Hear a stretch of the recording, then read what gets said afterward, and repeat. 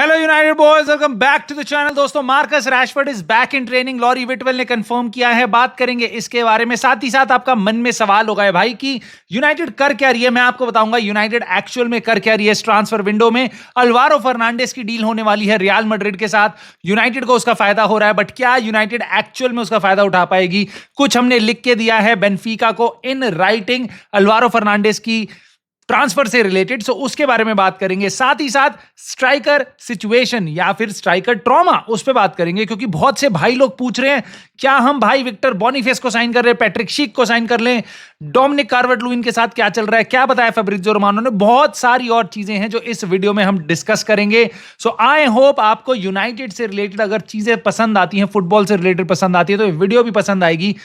और अगर आएगी तो भाई प्लीज लाइक करके सपोर्ट जरूर करना, कमेंट करे बिना मत जाना, बताना मेरे को इन टॉपिक्स पे आपकी क्या राय है। और सब्सक्राइब नहीं किया तो कर लेना दोस्तों, क्योंकि रैशफोर्ड आ चुका है वापस आ चुका है कैरिंगटन में। और अब पता चला है लॉरी विटवेल के आर्टिकल से, बेसिकली उसने रीपोस्ट किया है एक आर्टिकल जो एथलेटिक का ही है, जिसमें बताया गया कि मार्कस रैशफोर्ड वापस आ गया है कैरिंगटन में। और पिछले 2 दिन से मंडे ट्यूसडे में उसने कैरिंगटन की फैसिलिटीज को यूज किया। ना I don't give a toss कि क्यों किया है उसने यूज और कैसे किया है। बेसिकली वो फर्स्ट टीम से अलग है, बट उसको बोला गया था यूनाइटेड की तरफ से, 5 प्लेयर्स को बोला गया था, मार्कस रैशफोर्ड, एंटनी को और सांचो को, गर्नाचो को, टायरल मलासिया को, कि भाई तुम ना छुट्टी पे रहो, तुम्हारे को एक्सटेंडेड हॉलीडे दे रहे हैं हम, तुम्हें आने की जरूरत नहीं है।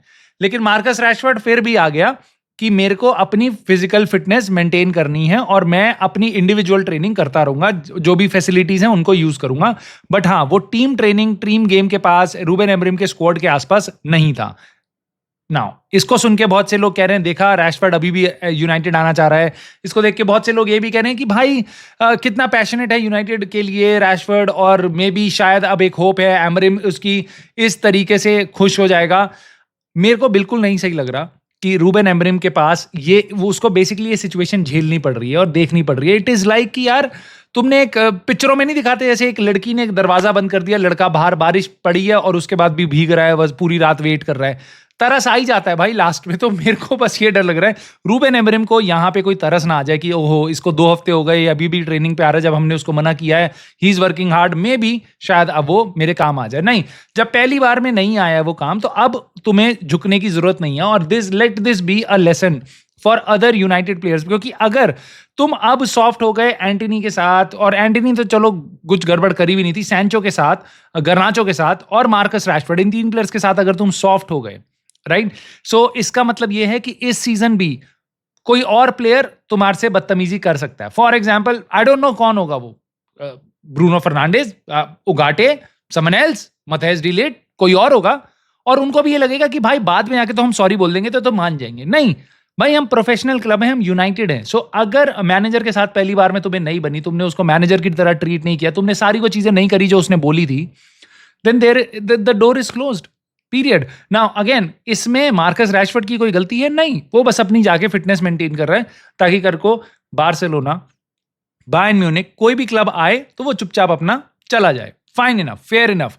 बस मैं ये नहीं चाहता कि रूबेन एमरिम यहाँ पे पिघल जाए। I want him to be the सख्त लौंडा। दोस्तों, एक और सख्त लौंडा है यहाँ पे जिसको हम पिघला सकते थे अपने पैसे के जादू से, अपने बेसिकली अपना एक एफर्ट दिखाते ना कि भाई वी रियली वांटेड यू, तो वो आ जाता, विक्टर ओसिमेन। नाउ वो बंदा अब नेपोली में जाके रिक्वेस्ट कर रहा है, ठीक है, और ये सुनने में आया है, फैब्रिज़ियो रोमानो ने बताया कि अब विक्टर ओसिमेन रिक्वेस्ट कर रहा है नेपोली को कि ये डील जल्दी से जल्दी क्लोज करो गैलाटासराय के साथ। और गैलाटासराय के पैशन देखो भाई, 55 मिलियन बिड की बिड मारी थी, 55 मिलियन यूरोस की, 50 + 5, सीधा वो चले गए 75 मिलियन यूरोस। बस नेपोली से इतनी रिक्वेस्ट है कि भैया रिलीज क्लॉज का पैसा एक साथ में सारा मत लो, हम तुम्हें 4-5 साल में इंस्टॉलमेंट में पैसा दे देंगे, बट हमें तुम पूरा पैसा दे देंगे उस स्ट्राइकर के लिए जिसको तुम खुद ऑफलोड करना चाह रहे हो, उसको हम भर भर के उसकी सैलरी भी दे रहे हैं जितनी भी उसकी डिमांड थी।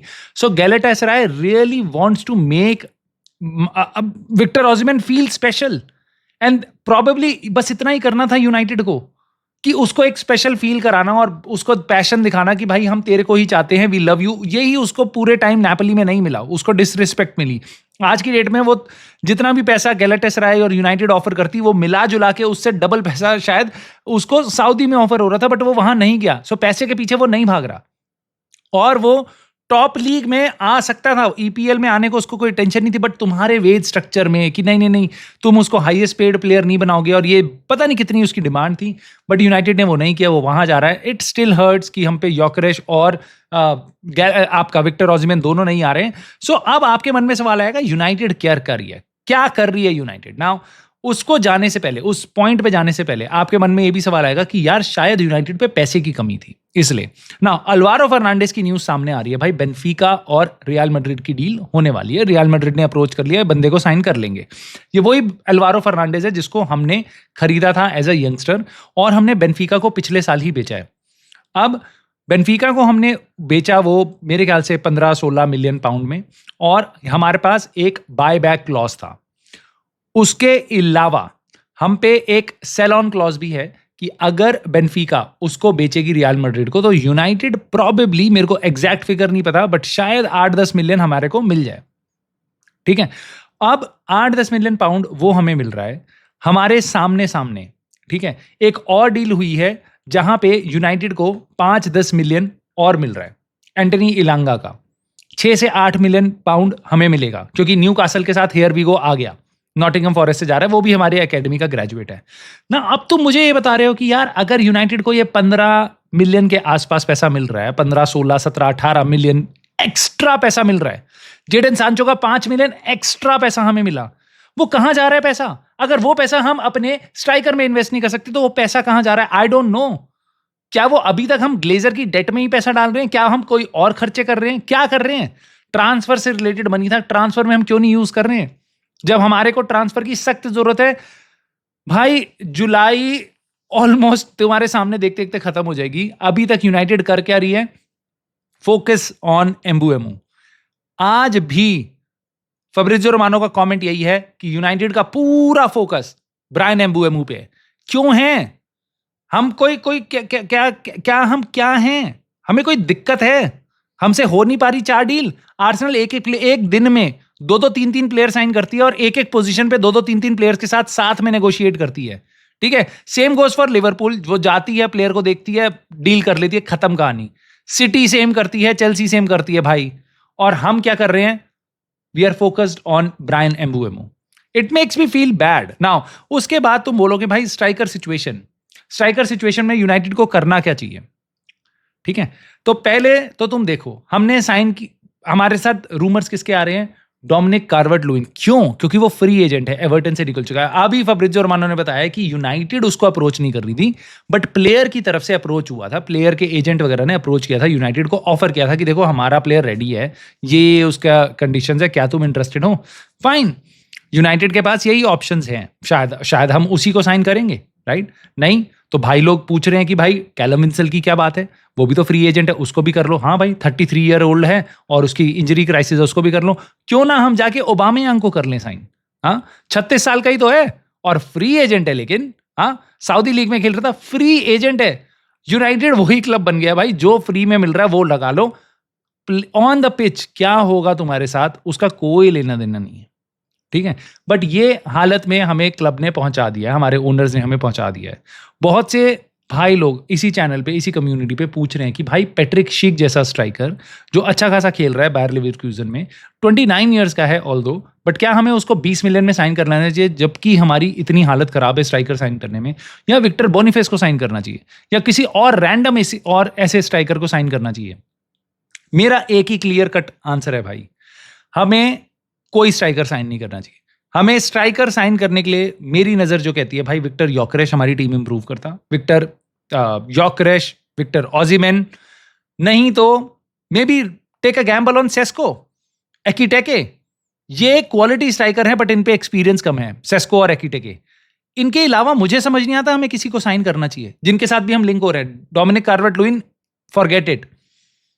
जेमी वार्डी तक का नाम उछाला जा रहा है, ओबामेयांग, कैलम विल्सन और पैट्रिक शीक, विक्टर बोनिफेस, मत करो साइन यार, मत करो। Mateta maybe yes, do it, but इन मटेटा, सेस्को और आपका और भी जो स्ट्राइकर है जिनके मैंने नाम लिए हैं, एकिटेके, अगर ये साइन नहीं हो सकते, जो मोस्ट लाइकली नहीं हो सकते क्योंकि इतना पैसा हम अफोर्ड ही नहीं कर सकते, भाई पैसा ही रख लो, छोड़ दो, अगले साल पैसा यूज करके एक बढ़िया स्ट्राइकर खरीद लेंगे, ठीक है?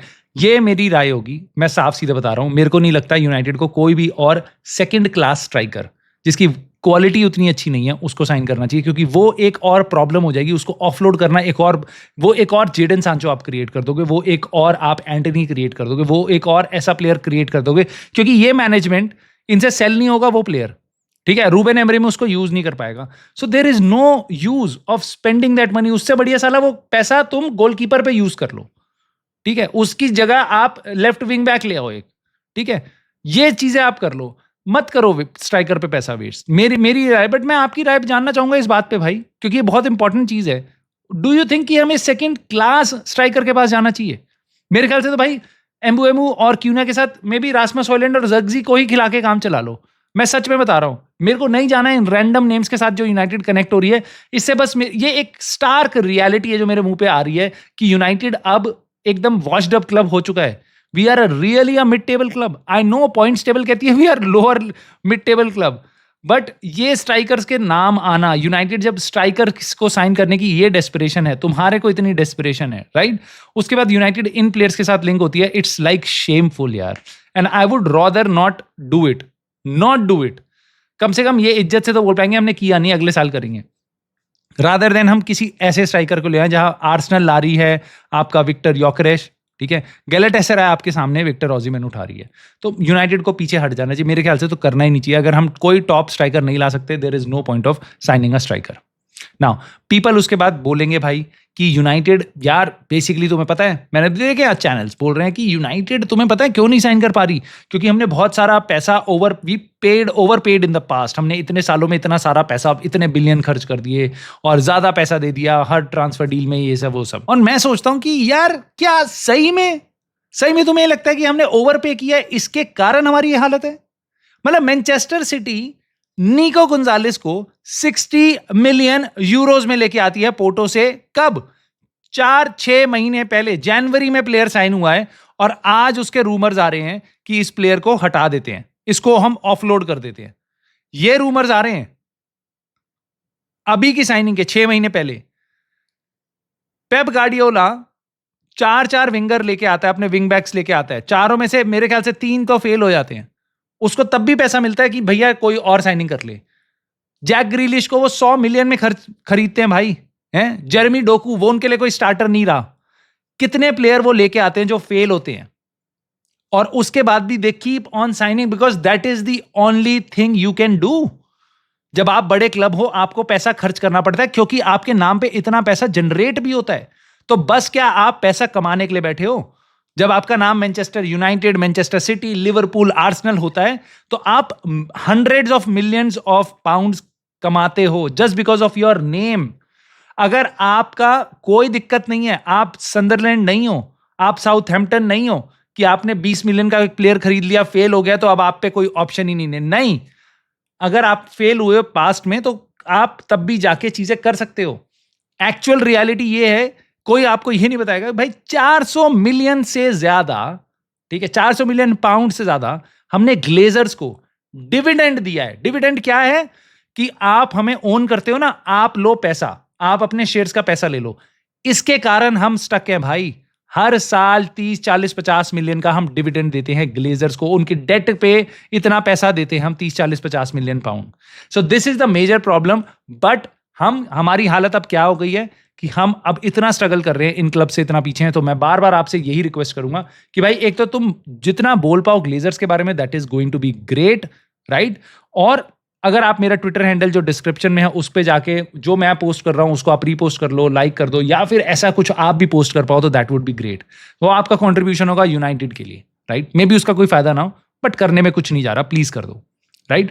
सो दोस्तों अब ये हालत चल रही है, हम एम्बुएमू के पीछे अभी तक लगे हैं। मुझे नहीं पता कितने दिन में वो डील क्लोज होने वाली है, बट स्ट्राइकर सिचुएशन में मैंने आपको अपनी राय एकदम साफ साफ दी है।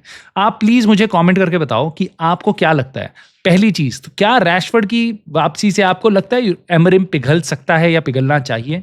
क्या हमें रैशफोर्ड को वापस लाना चाहिए? साथ ही साथ आपको क्या लगता है किन स्ट्राइकर्स को आप एक्सेप्टेबली मान लोगे कि मैं इनको यूनाइटेड में अगले साल देखना चाहूंगा, और शायद इन प्लेयर्स के अलावा हमें किसी और को साइन नहीं करना चाहिए? तो वो प्लेयर्स के नाम प्लीज मुझे कमेंट करके बताना, मैं जानना चाहूंगा। और प्लीज लाइक कर देना इस वीडियो को, सब्सक्राइब कर लेना चैनल को, and I will see you soon in the very next video.